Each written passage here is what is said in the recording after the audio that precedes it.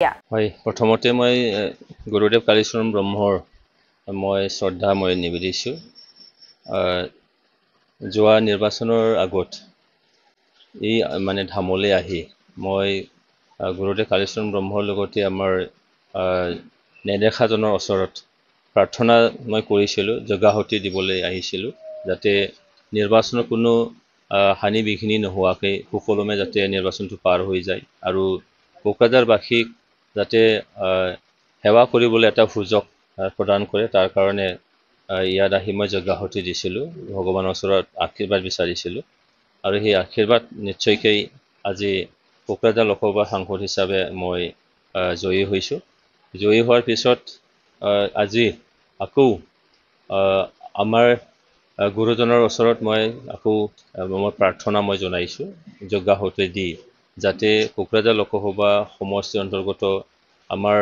যিমান জনসাধাৰণ আছে ইয়াৰ লগতে অসমবাসী বা ভাৰতবৰ্ষৰ যিখিনি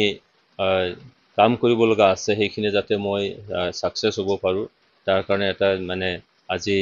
ভগৱানৰ ওচৰত গুৰুজনৰ ওচৰত মই প্ৰাৰ্থনা জনাবলৈ আহিছোঁ। ইয়ালৈ আহি নথৈ আনন্দিত লাগিছে, কিয়নো গুৰুদেৱ কালীচৰণ ব্ৰহ্ম এজন ধৰ্ম প্ৰচাৰৰ লগতে আমাৰ সমাজ সংস্কাৰক আছিলে। এই গুৰুজনাৰ বাণী লৈয়ে আজি বড়ো জাতীয় হিচাপে এটা নিজকে গৌৰৱ এটা অনুভৱ কৰে আৰু তেনেকৈ গুৰুজন যি গুৰুজনাই এনেকৈ আমাৰ সমাজ সংস্কাৰ কৰি ভগৱানৰ ওচৰত ঈশ্বৰৰ ওচৰত নেদেখাজনৰ আমি কেনেকৈ সেৱা কৰিব লাগে আৰু